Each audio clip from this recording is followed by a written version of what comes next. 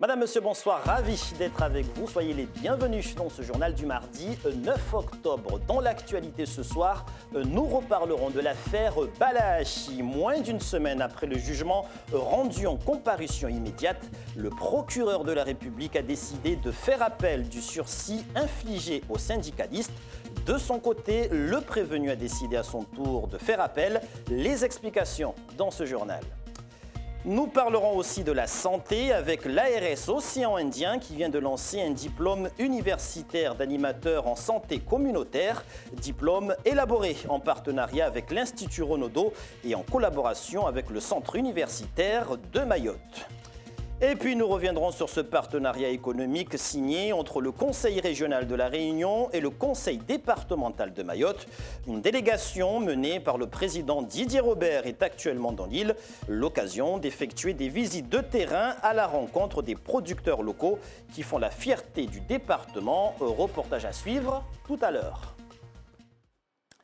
Il a accepté de parler à l'une de nos équipes sans présence d'avocat. Depuis l'affaire de son contrôle d'identité qui a mal tourné et le jugement qui s'en est suivi, Ousseini Balahachi fait à son tour appel après celui interjeté par le procureur de la République. Plus de précisions avec Génial Atoumani et Géraldine Lui. Il a repris ses activités de syndicaliste entre autres et nous reçoit seul ce mardi. Le 3 octobre dernier, Ousseini Balahachi est condamné à 2 mois de prison avec sursis pour rébellion et 100 € à verser à 4 gendarmes suite à un contrôle d'identité qui a mal tourné 2 jours plus tôt à Mireréni. Une décision à laquelle fait appel aujourd'hui le procureur de la République joint par téléphone et qui n'étonne pas le concerné. La façon dont le procureur s'est exprimé, il s'est exprimé comme l'avocat des gendarmes. Il n'a pas été neutre, pas du tout. Alors cela ne me surprend pas aujourd'hui. De même que le procureur a fait appel, moi je n'avais pas du tout cette intention de le faire. Je ne peux pas rester comme ça sans rien faire, je vais faire appel également. L'homme estime que son franc-parler dérange, mais il ne se laissera pas intimider, affirme-t-il. De son côté, le procureur estime que dans cette affaire, il y a eu, en plus de la rébellion, outrage et violence sur personne dépositaire de l'autorité publique de la part d'Ousseini Balahachi, 2 chefs d'accusation non retenus finalement par le tribunal. Camille Miansoni souhaite donc la réexamination du dossier par la cour d'appel. Je m'attendais à ce que je sois blanchi totalement de cette affaire. Et aujourd'hui, je suis encore surpris du fait que je dois verser des dommages et intérêts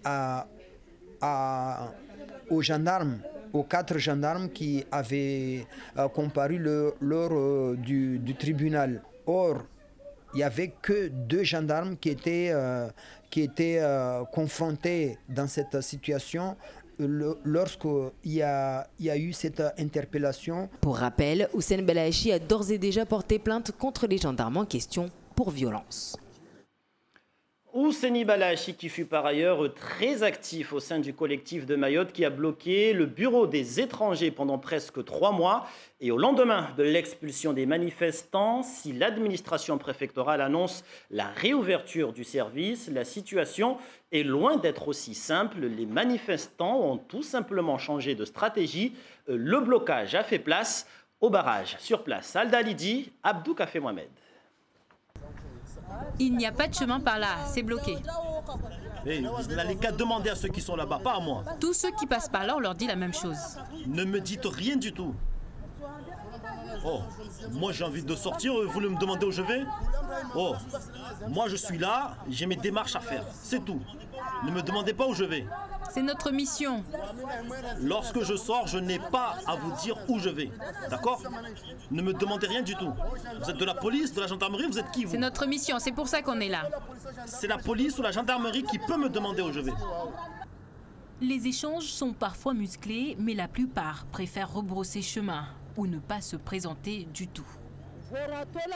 Depuis qu'ils nous ont expulsés de la préfecture, nous sommes restés aux abords et nous verrouillons tous les accès à la préfecture. Ceux qui vont travailler à la préfecture ne passent pas, ceux qui vont renouveler leur séjour non plus. On a tout fermé et verrouillé. Et en effet, les 3 accès directs qui mènent au bureau des étrangers sont sous haute surveillance. Et pour les rares à passer ce premier barrage, ils doivent de nouveau montrer patte blanche. Ce monsieur venu récupérer son permis a pu passer. Pour les autres, il faudra passer par les services en ligne de la préfecture. Certificat de session, il faut le prendre sur le site NTS. Okay. Il ne donne plus de papier ici. Donc, tu es venu faire quoi? Je suis venu chercher un certificat de session avec des certificats de langage. Et c'est quoi le problème? On me dit d'arrêter, il faut que je les prenne en ligne. Là, je m'en vais. Mais tout est difficile. On ne peut pas, c'est la galère là. Je ne sais pas. Si j'étais un étranger, on aurait dû me laisser, mais je ne suis pas un étranger. On ne me laisse pas entrer. Donc pour vous, il doit se passer que les étrangers? Moi, je ne sais pas. Il y a le monsieur qu'on lui a laissé entrer, mais je ne sais pas. Après 2 mois et demi de blocage, l'expulsion des manifestants n'a fait qu'envenimer une situation déjà tendue, avec pour principal risque un blocage de toute la zone de la préfecture, comme ces locaux de la Caisse de sécurité sociale, désormais condamnés. Et puis en bref, le syndicat FO dans un communiqué constate la dégénération de la situation autour de la préfecture suite à l'emploi de la force publique occasionnant une zone d'insécurité incluant toute la place Mariage. Le syndicat considère que les conditions d'exercice du droit de retrait sont remplies pour les agents de la préfecture. Des barrages érigés autour du bureau des étrangers avec comme autre conséquence directe la Caisse de sécurité sociale de Mayotte qui s'est retrouvée, je cite, dans l'obligation de fermer exceptionnellement et jusqu'à nouvel ordre son accueil physique aux employeurs situés sur le site Place Mariage, à quelques mètres donc du bureau des étrangers quadrillé par les forces de l'ordre. Dans l'actualité également, la santé avec l'ARS Océan Indien qui vient d'établir un plan de formation bien spécifique. Une première dans le cadre d'un projet 2018-2027. Ce plan consiste à engager une nouvelle politique avec notamment le lancement du diplôme universitaire d'animateur en santé communautaire. À Dembéni, Hachim Saïd Hachim, Assad Razafitsehen. La notion de communauté n'est pas un fait nouveau à Mayotte. L'entraide a toujours existé et pour la première fois, elle est mise au service d'un projet de santé communautaire. Il s'agit cette fois-ci de mettre en place un socle pour une nouvelle politique de santé à Mayotte. Comment conduire les politiques de santé à Mayotte? Une politique qui s'inscrit dans la proximité, une politique qui associe le Maoré, c'est ce qu'on appelle la santé communautaire. C'est-à-dire que cette fois-ci, nous n'allons plus attendre que tout vient d'en haut vers le bas, mais c'est du bas qu'on va faire germer la manière d'aborder notre santé. C'est ça la santé communautaire.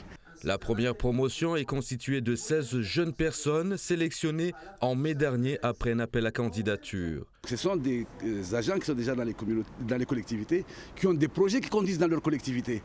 Ils veulent seulement avoir l'outil de la démarche communautaire pour mettre en place leur projet et en y associant la plupart des communautés de leur localité. Des projets identifiés qui rentrent dans le cadre des besoins spécifiques de la population. Je suis actuellement dans un projet, j'accompagne des familles avec des enfants qui sont en situation de malnutrition. Donc avec le projet, avec la formation, ça va me permettre à former les parents afin qu'ils soient acteurs de eux-mêmes, qu'ils aient plus d'informations afin de détecter la malnutrition au sein de leur famille. Un exemple bien précis concernant par exemple un patient qui bénéficie aujourd'hui par exemple de cette éducation thérapeutique pour rester dans mon cas. L'objectif étant de cibler, de trouver parmi l'ensemble des patients qui bénéficient de cette éducation thérapeutique un patient expert qui lui ensuite sera acteur direct même de cette promotion et cette prévention autour de la santé et notamment par rapport aux maladies cardiovasculaires. L'idée de cette formation en santé communautaire a été lancée il y a 1 an. C'est la première génération et c'est mis en place chez nous à Mayotte. Voilà, c'est une première, tout comme c'est une première que les besoins, on parte des besoins du territoire pour après adapter la formation. Donc c'est quelque chose qui va dans le bon sens de ce côté-là. J'ai même dit que pour la première fois, ce n'est pas Paris qui décide pour nous.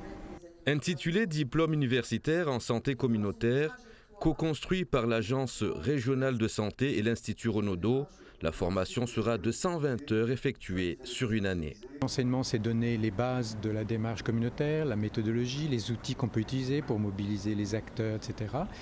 Et puis en fonction des stages et des lieux où il y a des actions de santé communautaire, soit qui existent, comment elles peuvent être améliorées par ces outils de démarche communautaire, ou au contraire, comment mettre en place une nouvelle action en commençant par mobiliser tous les acteurs, en voyant avec eux les priorités, etc. Donc ça, c'est toute une démarche. Et donc il y aura des allers-retours entre l'enseignement et le stage. Cette promotion 2018-2019, ovationnée à l'université de Dimbéni, sera formée sur la santé nutritionnelle. Plusieurs autres domaines de santé feront l'objet d'une formation dans les sessions à venir.